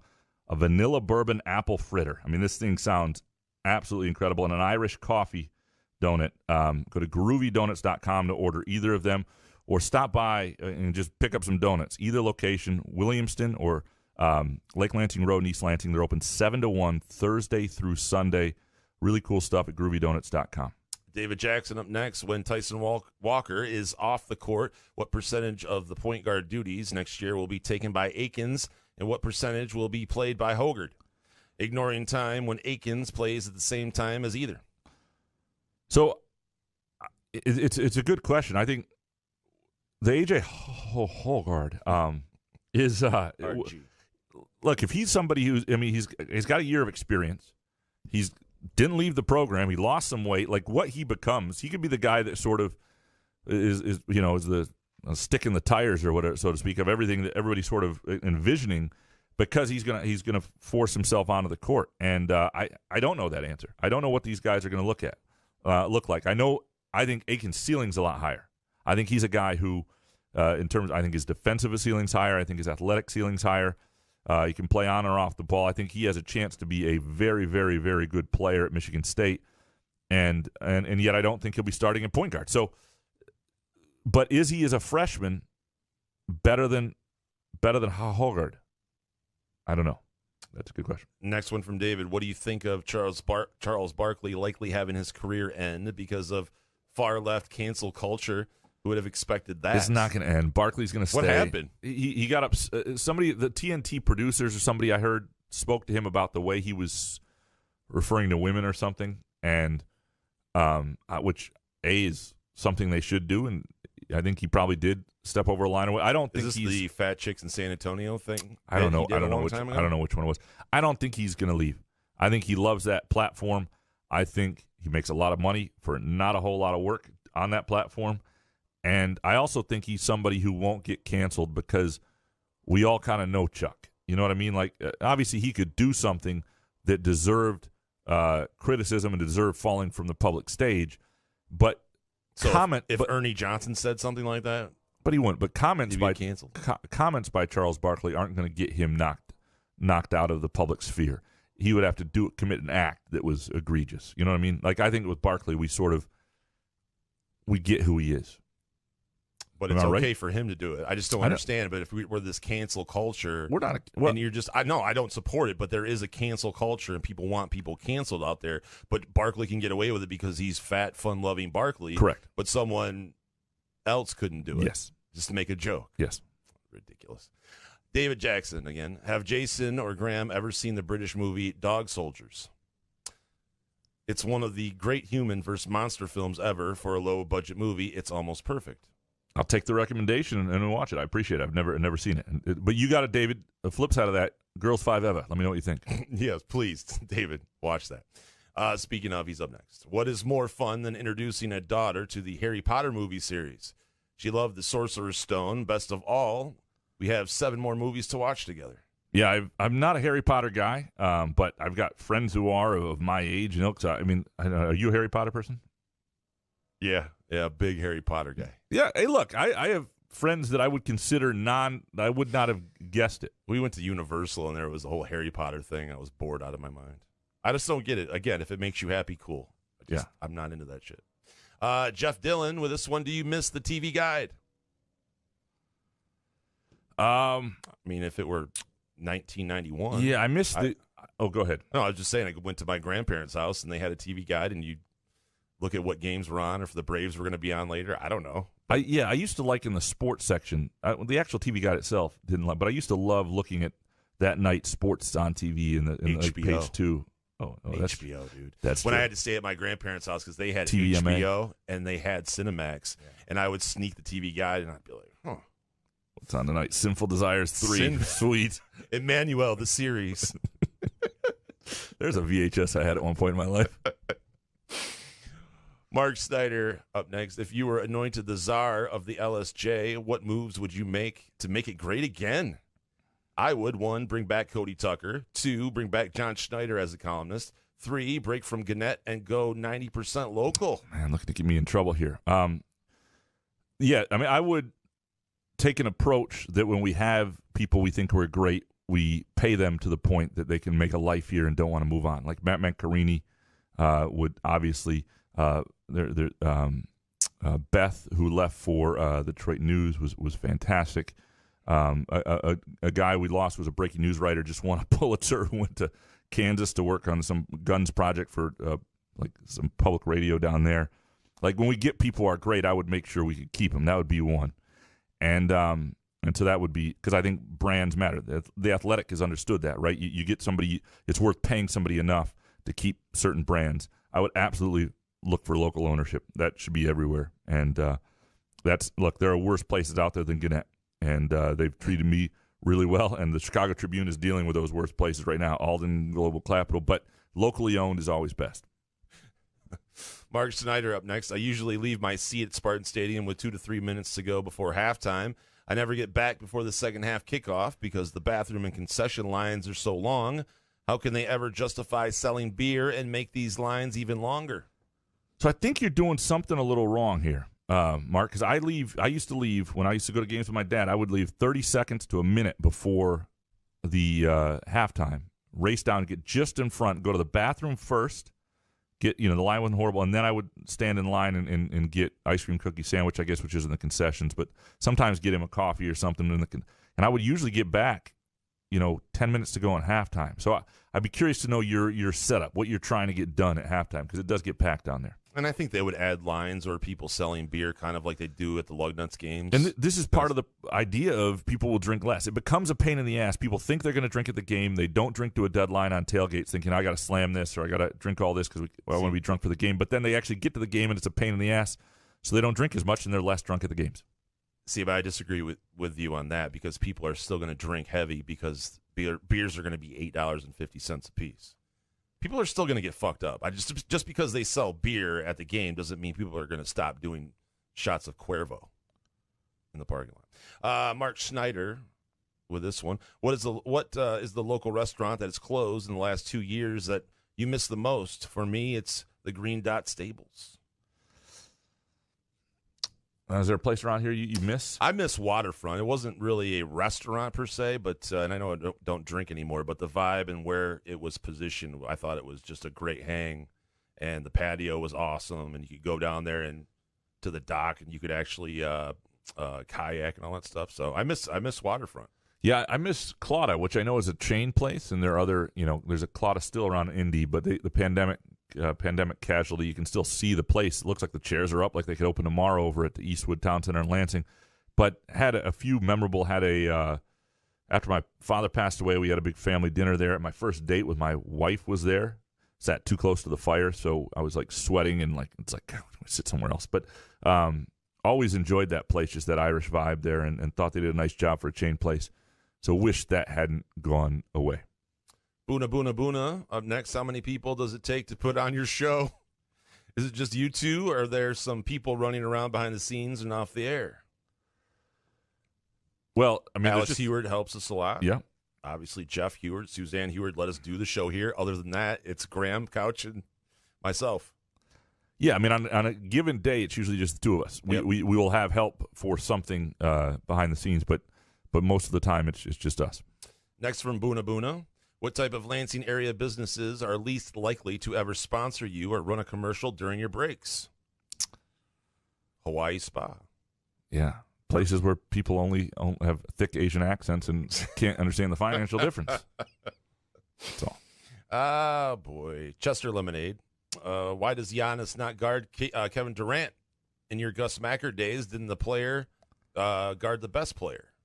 Well, you want your best defensive player, and I don't hate their approach, right? They go with what's-his-face, the bald guy who plays bigger than he is. P.J. Tucker. P.J. Tucker, who I think is a good defender, and that's what he's in the NBA for, to be that nuisance on a guy like Durant. You go with your best matchup. I'm not saying, I get that sometimes you get a great player, Jordan's like, I want this guy, I'm going to take this guy. But, I don't think and that takes Giannis away from the basket. So one of the things, and we've talked about this with pickup basketball, you bring up Mackers. The only thing that gave me real value in a high-level pickup game when I was in my early 30s and late 20s was the fact that I could shoot and defend a big man, and then he would inevitably guard me, and so that would pull him away from the basket and let the guys who could drive on my team drive, and that's why they wanted me on the team, because it got him out of the way. That's ultimately, you don't want Giannis away from the basket dealing with Durant at all times. I love how you wax poetic about some of your pickup games. I know. As great. if it were like the 1987 finals. Chester Lemonade up next. What makes some of these streaky players from being more consistent? Lou Williams, Jordan Clarkson, J.R. Smith, Monta Ellis. Sometimes these guys are elite and then bums. What drives that? Well, it's mental. Yeah, and some of it's, you see role players home road, and some of these guys are professional scorers and they can do it.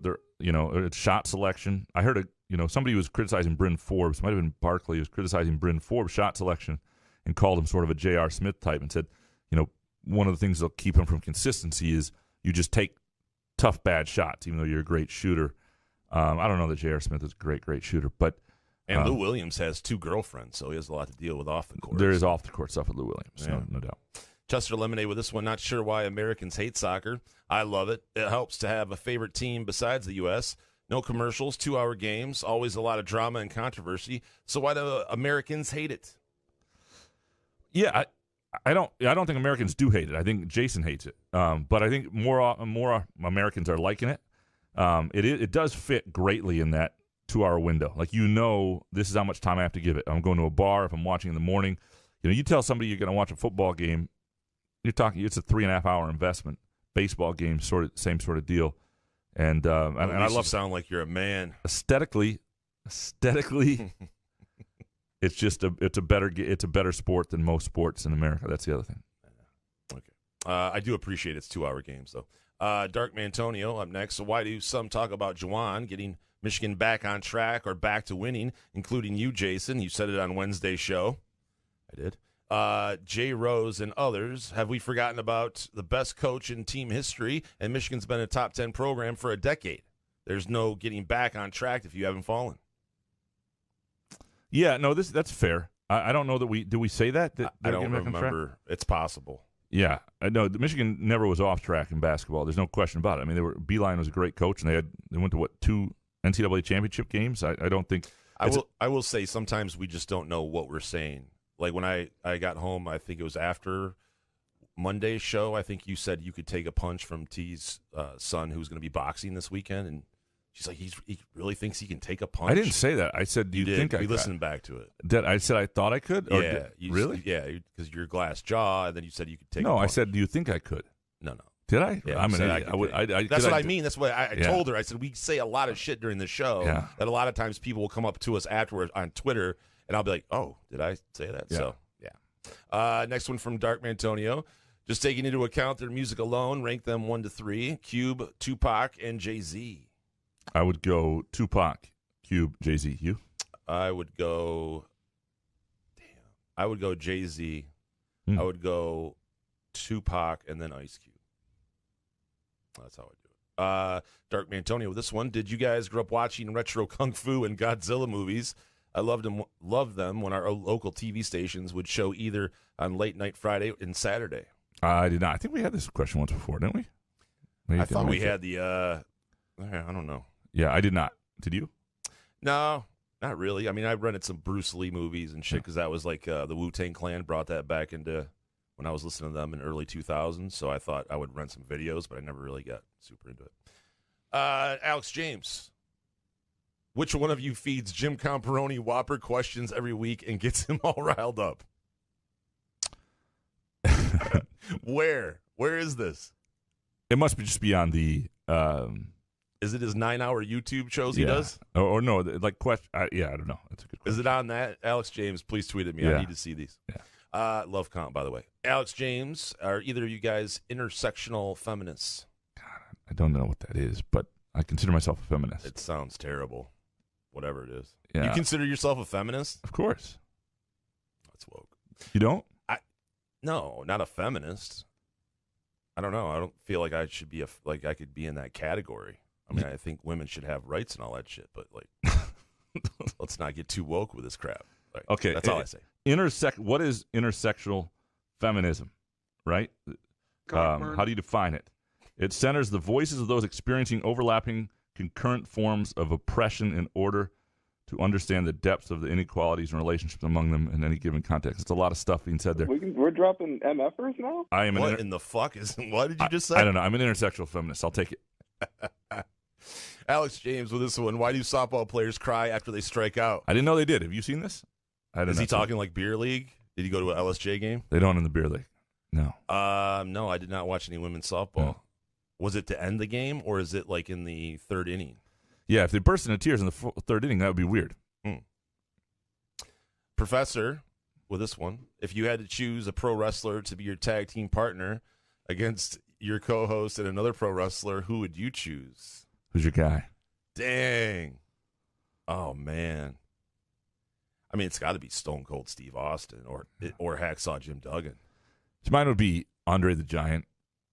Early years. So I was not a big pro wrestling guy. He'd make you look normal size. But I had to go, like in school, you had to sound like you knew. Like you watched the fight with Junkyard Dog the last night, so you have to pretend so you can be cool on the playground in elementary school. Why couldn't you just actually watch it? What are you watching? I couldn't even find that channel. we were watching on PBS. USA Network? No, it was PBS. I was like James Herriot and all creatures great and small and all the British comedies, and that's what we watched. Well, here he is, Graham Carpenter. If you had a bazooka to your head and you pick Embiid double-double or Young, which would you do? And this is, I'm guessing, he's Trae talking Young over about the giant $3,000 bet he's doing. I would take Embiid double-double. Yeah. I think that's the play. He did have it at halftime. Yeah. And Young, is it a Young double-double? I don't know if his assists get that high. I want the guys closer to the basket. Right. Next one from Graham Carpenter. When's the optimal amount of money to pull out on? I've been on a heater and have made bank. I didn't know he was doing these questions. I would have saved the top of the hour conversation. I think you should start now if you're really making bank. I think not pull out on, but put some away. Don't keep rolling it up, is what I'm saying. Yeah. And this is someone who loves rolling it up. Jason wants to roll up. Begging you to just at least take 2 G's out. I don't know. Last one from Graham Carpenter. What's your favorite zoo aquarium to go to? You a zoo aquarium guy? Oh, yeah. We go to the Brookfield Zoo. It's a good zoo. In Chicago. where we go. I haven't been down. The zoo in Battle Creek is pretty good too. Potter Park's cool with the lights and all that, but the Battle Creek one, what's that? Brookminder, something Finder. Sounds wrong, but people get what you're saying. I've been there. You can feed giraffes. Yeah, it's kind of cool. It's great. Raccoon Graham. What do I if the wife is now laying down the law on gambling? What do I do if the wife is now laying down the law on gambling? Perhaps the wife doesn't need to know about my second bank account and P.O. box.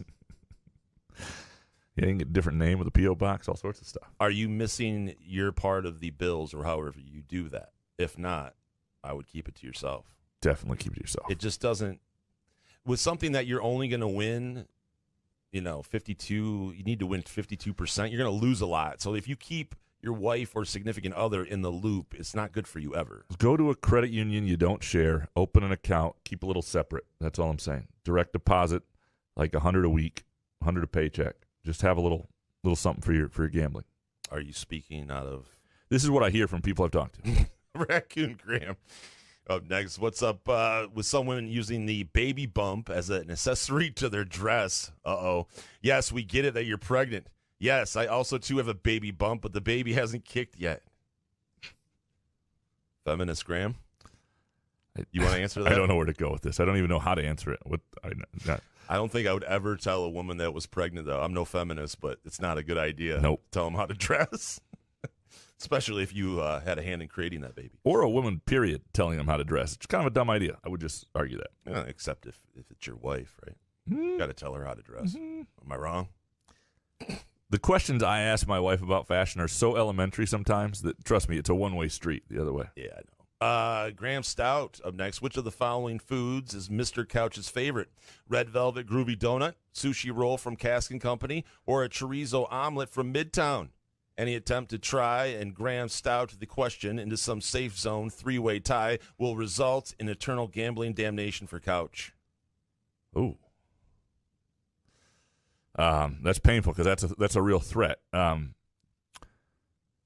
I really I can't choose this because I love food and I'm not discriminatory. Like if you put a Red Velvet Groovy Donut in front of me now and that's what I was eating while asked this question, the answer would be Red Velvet Groovy Donut. You are about to enter the spin zone with noted newspaper columnist and radio host Graham Couch. But if I've got a sushi roll or a burger from Cask and Company, that's going to be the answer. I love whatever I'm in my mouth at that point, or a chorizo omelet from Midtown. These are, I'm sorry, Graham Stout, but you're an a-hole for making them choose. Yes. They're sponsors, for God's sake. Thank you. I mean, come on. Graham Stout with this one. The missus and I gave birth to a beautiful non-binary baby yesterday. Please join me in welcoming Tyrone Emil Stout to the world.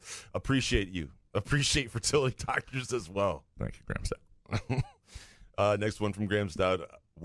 Who do you gentlemen like to get to the NBA Finals? Personally, I could make a strong case for any of the remaining teams, depending on, of course, the multitude of circumstances and probabilities that'll unfold eventually. Let me put it bluntly. Nothing has been decided as of yet. Thank you. But I'll take Phoenix. I'm gonna go with Phoenix. Number one, and as long as Chris Paul is back to some degree, which I think he will be, you look I think Utah is pretty flawed. I think I don't know what's going on with Kawhi Leonard.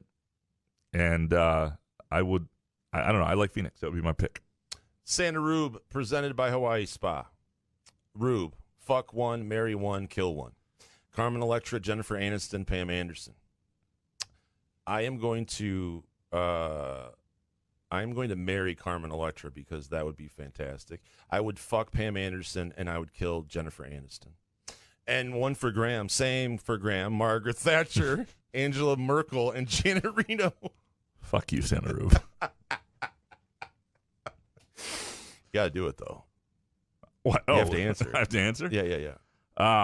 I'd marry Margaret. Well, I'd marry. Oh, that's tough. Why? I killed Janet Reno. Why is it so tough? Because the power is where I want the marriage. So I would marry Margaret Thatcher. She's tough, but she's and I would. She has access to the Queen. So I guess. And as a feminist, they're all beautiful women, right? Absolutely. No matter what the age. Santa Rube, presented by Weisba. Assuming the Pistons don't get screwed with draft lottery and get a top 5 pick, if you were a general manager, who is a player you would target via trade, free agency, in the offseason to complement last year's draft haul and this year's first rounder? We don't know who they're going to take, so it's where they draft. Like, I think, like, if they get Suggs out of Gonzaga, right, you've got this, you've got 2 point guards, essentially. What else do you need? You need another big. You need maybe a skilled 4-man, But if you wind up with Mobley, that's exactly what you don't need. And you don't want guys who are going to get in the way of the development of these young guys either. So I don't know the answer to that question. I don't think it can be answered, so we see who they take. Next one. From Santa Rube. Name your starting 5, rec basketball squad, and first man off the bench. Draft pool comprised of current and former MSU beat writers, announcers, personalities. Caveat, no former MSU athletes. So I'm going Rexrode and Burkett. Burkett was an MSU beat writer a long time ago as well. Rexrode and Burkett for sure. If James Edwards counts, because he covered him for, I think it's like the Only Colors or something like that for a while. So I'm going those 3 for sure. And I'm putting myself in there, of course. I got your guy off the bench. He got it. Trying to think who else would be my of the guys who've been around who can play a little bit. You want some hold music? Sean Windsor's before he got hurt. Man, Sean Windsor's kids. I don't know. That would be my roughly. It's grabbing kids now. Well, his kids are like 20, 21, and they can, one of them especially can really ball. Do they cover Michigan State? No, but he did. So we so that counts. Okay. Yeah. Mr. Neurotic Pants, which of MSU's incoming freshmen in basketball hold the most promise? I mean, I think Max Christie's the quickest to the league, but I do think Jaden Akins is somebody who has a chance to have a career that's really memorable at Michigan State. And the comparison would be, right, that Gary Harris comes in and he was a great player at MSU, thought of fondly. 2 years was gone. But when you think about guys who came in that class with him, right, was Denzel Valentine the more celebrated player at the end. I'm not saying it'll take 4 years. I'm not saying Akins is the same type of player as Valentine. I'm saying I think he may be the guy. All right, next from Mr. Pants. Does MSU's football team seem physically more imposing than years past? I haven't seen them yet. I have no idea. They certainly got some dudes who coming in from other programs who look the part, but we'll see what they look like on Saturdays. Next one from Pants. If Tucker were 5 years in, would this be an impressive recruiting class? Talking about 2022 and the kids coming in so far, it's again, I don't know what the class is. If we're talking about the one coming in now, the 2021, no, it wouldn't be. Did you need that many transfers and to have the class where it's rated? No, it would not be. Next one from Pants. Graham, have you ever cooked a special meal for your wife or girlfriends or former girlfriends? Yeah, I make pizza all the time. I make like homemade pizza. That's my thing. I do it well. It's good. Or I go to the store and I buy things that look, and I make it look like it was homemade. Next up is Hawk. Did Izzo at least try to recruit Devin Booker to MSU since he was born and raised in Grand Rapids? Yes, he did. He wanted Booker, no question. Jake Hawkins next. How crazy is it that 3 more NBA head coaching jobs opened up this week? Yeah, well, I mean, this is the end of the season, right? Team seasons are over, so this is when it's going to happen. I don't think it's crazy. I think it's a league with a lot of turnover. But the best part is Mark Cuban calling bullshit on an article about his team is in shambles and the coach quit and the GM's fired. Yeah, everything falls apart. Yeah, some of these guys are actually pretty well sourced. Jake Hawkins, do you think Zion Williamson is frustrated with the New Orleans Pelicans, and which team do you think he'll play for next? I hope he's not. I mean, I get that they hired Sam Van Gundy, which I don't think is a great move, but like they haven't had a ton of time to build around him, and I don't think he's been good, but I don't know. I mean, Zion was a big deal because he was a huge guy, and I just broke my chair. Next from Jake, rumor has it John Calipari would be open to giving the NBA another try. Do you think he should? And how crazy would it be if Kentucky's men's basketball head coaching job would be open? It'd be a job that a lot of people want, a lot of pressure. I don't know I don't know who they go to or who really wants to follow Calipari. I think at some point he will try the NBA again. I do. I think that's he's viewed as a failure there, and he hates it. Let's do. We got one more from Hawkins to wrap it up. This is the last one we're going to do for the week. Jake Hawkins, what's your take on the violent crime surge throughout the country and in our own backyard with 3 teens killed in Lansing this week? No. That's the last one? No, there was another one. I didn't want to do that as the last one. Well, I didn't know that. So that's why I said let's make this the last one. Well, this was the last one, so I thought you said jump to the last one. Yeah, no, because I mean... The fact that you put that one as the last one, no matter what the time crunch we have now, I can't believe that. It's definitely, put it this way, I didn't realize... 3 teens killed in Lansing. Bam, bam, bam. All right, there's the end of the show. Good show, Jason. All right, here's our sponsors. I didn't realize that Real Upper Deck Jerk Guy wasn't going to have questions to this week before I put that in there. So that actually couldn't have been Jake's first question though. Yeah, it's not. So maybe Jake asked that again some other time because we're not gonna end on that. Yeah, I'm sure there'll be more today. But we'll do the other one. All right, sorry. If Izzo wasn't so committed to MSU and had an itch to try coaching in the NBA, which of the NBA coach job openings would he be interested in or really want? I don't know if anybody would want him, but to me, you want to go where there's, Boston. There's some good openings, right? Boston's got 2 young stars. Dallas has Luka Doncic. Damian Lillard's in Portland. Like, they're not bad. I think Dallas and Boston are both, though, really, really attractive. And I think for his style and everything, he'd be best in Boston. That would be my take. Brad Stevens hires Tom Izzo. Stevens trading Kemba Walker today. How about that? Man, had the job for 3 days. Al Horford, part of that trade, going back to Boston. Grand Ledge's own Al Horford. Thank you to Skymint. Again, Skymint opening in Big Rapids if you're in that area. Locations throughout the state, 3 in Greater Lansing. Go to skymint.com for locations and specials, including the special for teachers and students going on with Valid ID this week. Thanks to Groovy Donuts, of course, groovydonuts.com, or 2 locations. Make Groovy Donuts part of your weekend. Go to Williamston or the one in East Lansing. And thanks to Mark and Jay at North Coast. And I like these guys. And we're happy to have them aboard. And go to northcoastwm.com. Appreciate you, Jason. Appreciate you. Midtown Brewing Company. Appreciate the listeners. Appreciate the questions. We'll talk to you. Have a great weekend. 9th inning rally fell short in a 7-5 loss to the Los Angeles Angels last night. Detroit starter Matt Manning allowed 2 runs and struck out 3 over 5 innings in his Major League debut. Tonight, Jose Urena is set to go to the hill for the Tigers while the Angels counter with Alex Cobb. Pistons forward Sadiq Bey and center Isaiah Stewart have been named